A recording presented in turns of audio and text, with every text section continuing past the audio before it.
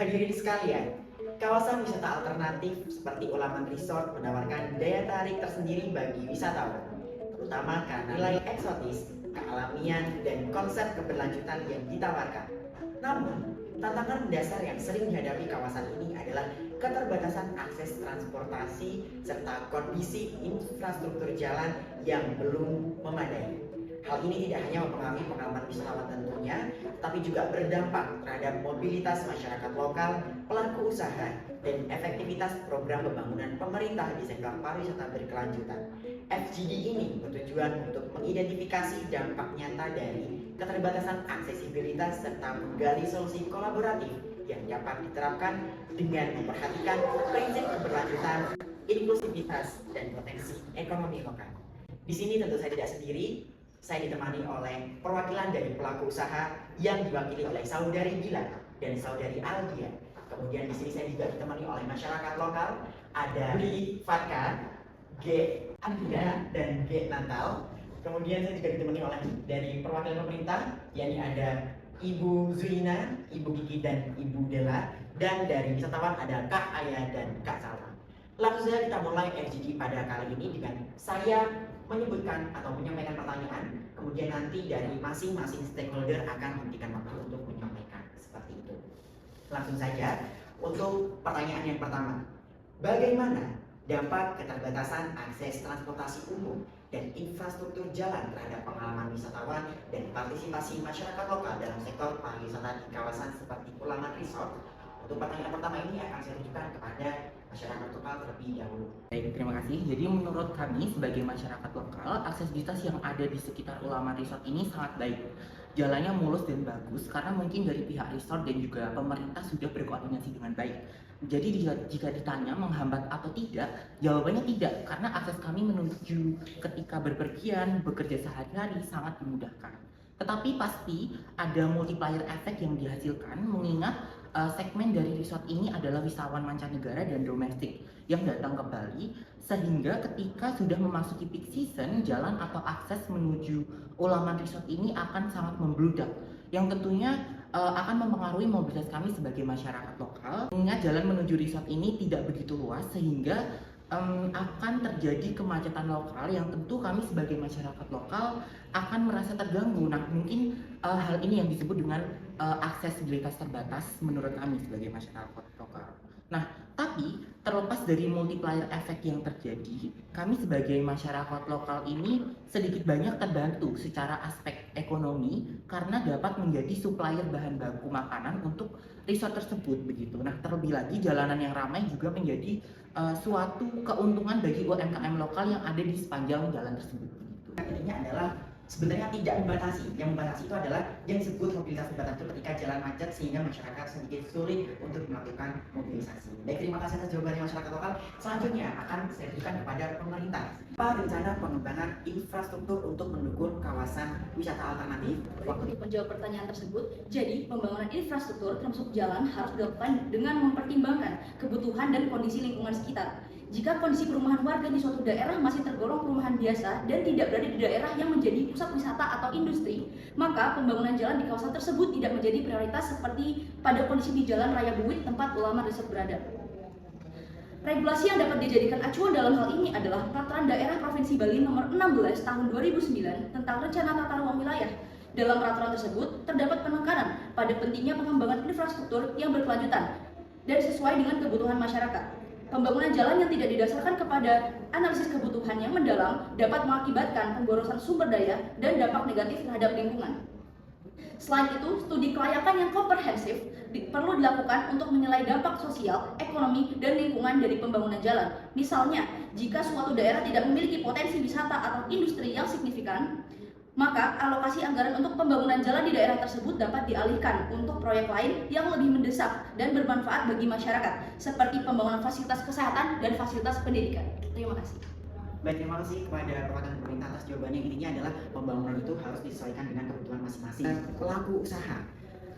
Bagaimana keterbatasan ini mempengaruhi operasional, pengiriman logistik, dan kepuasan tamu sebagai Anda selaku pelaku usaha? Baik, terima kasih atas pertanyaannya. Kami sebagai pelaku usaha Ulaman Resort ini memang terdapat tantangan keterbatasan dalam akses transportasi yang belum optimal. Terkadang pengiriman bahan baku dan perlengkapan operasional mengalami keterlambatan karena jalan yang cukup sempit, sehingga terkadang juga mempengaruhi kesiapan layan kami.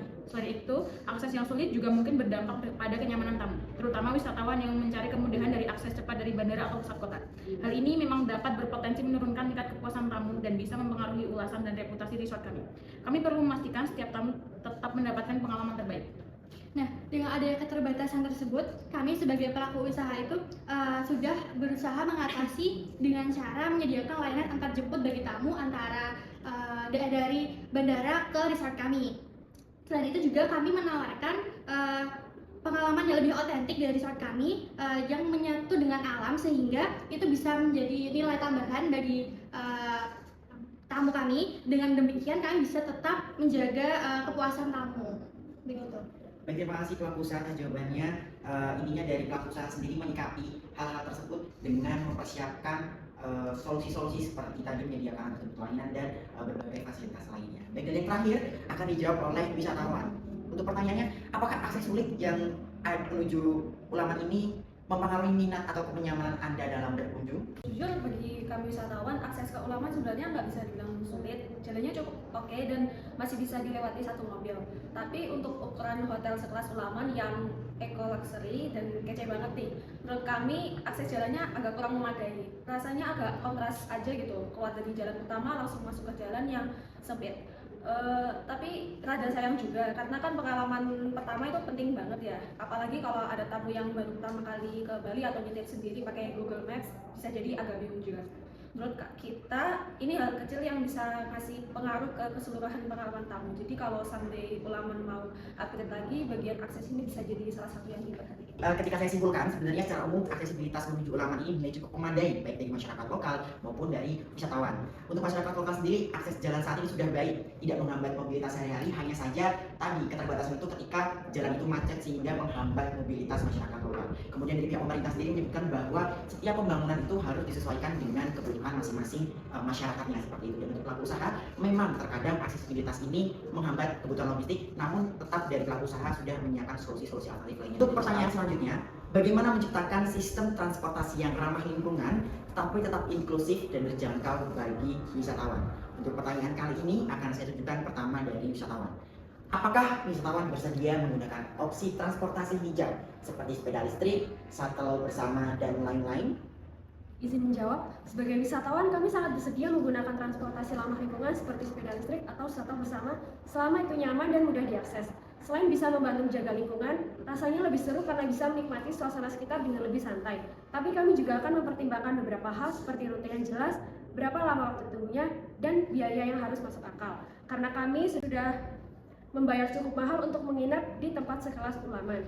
Jadi kami setuju dan bersedia asal harganya tetap wajar dan sesuai dengan konsep keberlanjutan yang ditawarkan.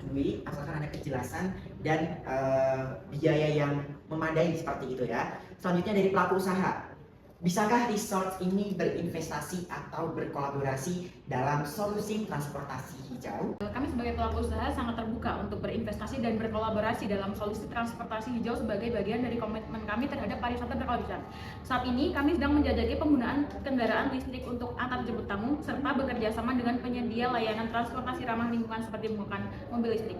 Selain itu, kami juga mempertimbangkan opsi seperti shuttle bertenaga surya ataupun sistem peminjaman sepeda listrik seperti yang ada di spa di Sri Lanka, sehingga perjalanan mereka tidak hanya nyaman tetapi juga mendukung pelestarian lingkungan sekitar. Ininya dari pelaku usaha sendiri juga sudah sedang menjajaki transportasi yang ramah lingkungan seperti itu ya. Kemudian dari pemerintah, apa kebijakan dari pemerintah untuk mengadakan transportasi ramah lingkungan? Oke, baik. Kami dari pemerintah memiliki tanggung jawab untuk memastikan aksesibilitas yang baik bagi seluruh wilayah, termasuk di Kabupaten Tabanan, khususnya jalan menuju Jalan Raya Buwit tempat Ulaman Resort berada. Salah satu langkah strategis yang dapat kami ambil adalah mengembangkan rute dan sistem transportasi umum yang dapat menjangkau daerah tersebut. Hal ini sejalan dengan prinsip pembangunan berkelanjutan yang diatur dalam Peraturan Daerah Provinsi Bali Nomor 16 Tahun 2009 tentang Rencana Tata Ruang Wilayah, yang menekankan pentingnya konektivitas antar wilayah untuk mendukung pertumbuhan ekonomi dan sosial. Pengembangan rute transportasi umum tidak hanya akan meningkatkan aksesibilitas bagi penduduk lokal, tetapi juga mendorong pertumbuhan pariwisata dan industri di Ulaman. dengan adanya transportasi umum yang efisien, wisatawan akan lebih mudah mengunjungi daerah tersebut, yang pada gilirannya dapat meningkatkan pendapatan masyarakat setempat. Namun, penting untuk dicatat bahwa pengembangan rute dan transportasi khusus menuju Ulaman Resort juga memerlukan kolaborasi kewenangan dari pihak Ulaman Resort sendiri. Dalam hal ini, pemerintah daerah dapat berperan sebagai fasilitator untuk membantu pihak Ulaman dalam merencanakan dan mengimplementasikan sistem transportasi yang sesuai dengan kebutuhan masyarakat. Regulasi yang relevan seperti Peraturan Gubernur Bali Nomor 45 Tahun 2019 tentang pengembangan transportasi umum dapat dijadikan acuan dalam merancang sistem transportasi yang terintegrasi dan ramah lingkungan. Selain itu, partisipasi masyarakat dalam proses perencanaan yang sangat penting untuk memastikan bahwa rute yang direncanakan benar-benar memenuhi kebutuhan dan harapan warga. Ini dari pemerintah menunjukkan bahwa untuk pembangunan sendiri, kebijakan ini harus ada kolaborasi dan sesuai dengan regulasi-regulasi yang ada. Dan yang terakhir, kami persilakan untuk masyarakat lokal menjawab, apakah masyarakat dilibatkan atau bisa berperan sebagai penyedia jasa transportasi lokal yang ramah lingkungan, namun tetap inklusif dan terjangkau bagi wisatawan dan warga sekitar? Sebagai masyarakat lokal, sebenarnya kami berpotensi untuk menjadi penyedia jasa transportasi lokal yang ramah lingkungan. Ya karena selain bisa membantu kami dalam aspek ekonomi, hal ini juga menjadi peluang kerja bagi kami. Contohnya kami dapat menjalin kerjasama dengan pihak resort untuk menyediakan jasa transportasi yang ramah lingkungan, seperti kami bisa menyediakan jasa transportasi untuk mendukung kegiatan wisatawan, seperti mengoperasikan kendaraan listrik untuk mengantar wisatawan ke destinasi terdekat, ataupun membuka jasa Gojek, Grab, Gokar untuk menggunakan kendaraan listrik. Nah, kami juga bisa menjadi pemandu wisata berbasis sepeda dengan menyediakan tur bersepeda di kawasan Ulaman Resort, dan hal itu juga sekaligus bisa menjadi salah satu tindakan kami untuk memperkenalkan budaya kami kepada wisatawan-wisatawan yang ada baik. Baik, terima kasih atas jawabannya. Bagi masyarakat lokal sendiri, sebenarnya keterlibatan dalam penyediaan jasa transportasi hijau ini dianggap sebagai peluang ekonomi dan sangat potensial. Kemudian dari perspektif pemerintah sendiri, pengembangan transportasi itu harus sesuai dengan regulasi yang ada dan adanya kolaborasi. Dan untuk pelaku usaha, dalam hal ini Ulaman Resort telah menunjukkan komitmen kuat terhadap prinsip keberlanjutan dengan terbuka pada investasi transportasi hijau sebagai salah satu solusi juga adanya keterbatasan aksesibilitas ini. Dan kita juga sangat terbuka sekali dengan apabila menggunakan transportasi hijau sebagai pelayanan, asalkan adanya kejelasan rute dan harga yang terjangkau. Dan untuk pertanyaan terakhir, saudara-saudara sekalian, apa peran kolaboratif yang bisa dibangun antara pemerintah, pelaku usaha, dan masyarakat lokal untuk meningkatkan aksesibilitas kawasan tanpa mengorbankan prinsip keberlanjutan lingkungan? Untuk yang pertama, saya persilakan kepada pelaku usaha. Sejauh mana usaha wisata ikut terlibat atau bertanggung jawab dalam mengembangkan akses wilayah menuju Ulaman Resort? Baik, terima kasih atas pertanyaannya. Kami percaya bahwa sebagai pelaku usaha itu memiliki tanggung jawab yang besar dalam mendukung pengembangan akses wilayah pariwisata, terutama jika ingin menciptakan pariwisata lebih berkelanjutan dan inklusif. Nah, di Ulaman Resort ini kami sudah aktif menjalin komunikasi dengan pemerintah dan masyarakat lokal untuk mencari solusi bersama terkait peningkatan akses jalan tanpa merusak lingkungan. Nah, kami juga terlibat dalam program pemberdayaan masyarakat dan mendukung pengembangan infrastruktur dasar seperti jalan desa di sekitar Ulaman Resort. Nah, dengan keterlibatan ini, kami ingin memastikan bahwa keadaan resort kami itu tidak hanya memberi manfaat ekonomi saja, tetapi juga menjadi bagian pertumbuhan dan kesejahteraan masyarakat dan komunitas lokal. Saya persilakan kepada wisatawan untuk berpendapat juga. Apakah wisatawan mendukung pengembangan yang memperhatikan keseimbangan antara kenyamanan dan pelestarian? Baik, kami sebagai wisatawan sangat mendukung. Ya. Buat kami kenyamanan memang penting, tapi justru yang bikin Ulaman itu menarik banget karena mereka punya komitmen yang kuat buat jaga lingkungannya. Rasanya beda aja gitu, nginep di tempat yang bukan cuma indah tapi juga punya nilai. Jadi kalau mau ada pengembangan, harapannya tetap mempertahankan nilai-nilai itu. Misalnya penambahan fasilitas oke aja, asalkan tidak merusak alam sekitar atau mengubah suasana asli yang sudah ada. Pengembangan itu sebaiknya dilakukan dengan bijak, memakai material ramah lingkungan, mengelola limbah dengan benar, dan menjaga hubungan baik dengan masyarakat lokal. Sebagai wisatawan, kami merasa lebih tenang dan puas apabila tempat yang kami kunjungi benar-benar peduli terhadap lingkungan dan masyarakatnya, bukan hanya fokus pada keuntungan. Justru tempat yang seimbang antara kenyamanan dan pelestarian biasanya memberikan pengalaman yang lebih berkesan dan bermakna.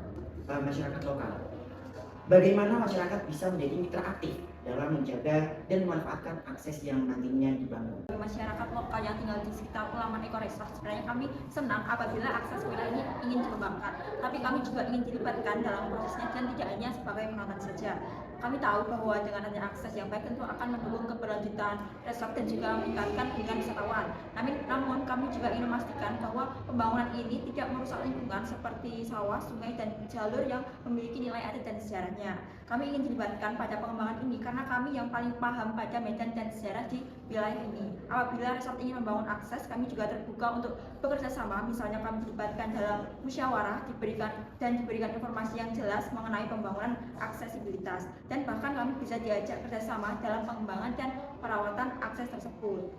Selain itu, kami juga berharap adanya ruang untuk usaha kami seperti dengan adanya jasa pemandu dan juga penyewaan kendaraan yang ramah lingkungan. Jadi akses ini tidak hanya sebagai jalur masuk tamu, tapi juga sebagai jalur rezeki bagi masyarakat lokal. Dari pemerintah, apakah ada regulasi atau skema pembiayaan infrastruktur yang inklusif dan berkelanjutan? Menanggapi tersebut, pada tahun 2025, kami sebagai pemerintah telah mengalokasikan sebesar 122 miliar lebih untuk Kabupaten Tabanan. Alokasi-alokasi tersebut terdiri dari yang pertama, alokasi dasar sebesar 65% dibagi merata ke seluruh desa. Alokasi kedua yaitu formula 30% dihitung berdasarkan jumlah penduduk, angka kemiskinan, luas wilayah, dan tingkat kesulitan geografis. Alokasi yang ketiga, alokasi kinerja sebesar 4% diberikan sebagai insentif bagi desa dengan kinerja baik. Dan alokasi terakhir yaitu alokasi afirmasi diperuntukkan bagi desa tertinggal atau dengan kondisi khusus. Namun memang dalam praktiknya seringkali terjadi kebocoran dana saat proses distribusi dana dari pusat hingga ke tingkat bawah. Kebocoran ini menjadi penghambat utama efektivitas pembangunan. Oleh karena itu, dari kami perlu diperlukan pengawasan ketat agar dana benar-benar sampai ke tangan yang dibutuhkan. Baik, terima kasih. Untuk kesimpulan yang bisa saya simpulkan adalah dari masyarakat lokal sendiri, intinya mendukung asal ada keterlibatan langsung kepada masyarakat lokal. Jadi untuk pemerintah lagi-lagi sebenarnya sudah ada regulasi, namun tadi ada kebocoran-kebocoran yang terjadi. Untuk pelaku usaha sendiri bertanggung jawab terhadap pengembangan akses tidak hanya sebatas mendukung dari sisi operasional, tetapi juga berpartisipasi aktif dalam pemberdayaan masyarakat dan pelestarian lingkungan. Dan yang terakhir, wisatawan juga mendukung penuh pengembangan yang mempertahankan keseimbangan antara kenyamanan dan pelestarian, karena itu sebagai daya tarik utama di Ulaman Resort ini. Dan untuk kesimpulan FGD kita pada hari ini, dari aspek aksesibilitas, semua pihak mengakui bahwa kondisi jalan menuju Ulaman Resort saat ini relatif memadai, namun masih memiliki tantangan seperti kemacetan saat musim ramai dan kesenjangan ekspektasi terhadap kenyamanan pengunjung. Dalam konteks transportasi ramah lingkungan, juga terdapat keselarasan pandangan antar stakeholder. Dari masyarakat melihatnya sebagai peluang ekonomi yang baru, pemerintah juga sudah memiliki dasar regulasi dan peran fasilitator. Pelaku usaha menunjukkan komitmen implementatif dan wisatawan menyambut baik inisiatif yang menjaga kelestarian alam. Sementara itu, pada isu partisipasi dan keberlanjutan pengelolaan akses, masyarakat lokal menuntut pelibatan aktif dalam proses perencanaan serta pemanfaatan potensi lokal secara adil. Pemerintah dituntut meningkatkan transparansi pengelolaan anggaran serta pengawasan yang ada, dan wisatawan sendiri cenderung mendukung tempat-tempat yang menonjolkan nilai-nilai lokal dan kepedulian lingkungan, sehingga secara keseluruhan pengembangan akses dan mobilitas di kawasan Ulaman Resort akan berhasil jika dibangun dengan pendekatan kolaboratif, berkeadilan, dan berbasis nilai-nilai lokal. Karena sejatinya kesuksesan pariwisata tidak hanya soal jumlah kunjungan, melainkan juga bagaimana manfaatnya dapat dirasakan oleh masyarakat, mendukung pelestarian lingkungan, dan menciptakan pengalaman wisata yang autentik dan bermakna. Sebelumnya saya ucapkan terima kasih kepada saudara-saudara sekalian yang telah berperan aktif dalam FGD kita pada hari ini. Langsung saja saya Rayat Araf Raipa selaku moderator pamit undur diri. Terima kasih, sampai jumpa di FGD selanjutnya.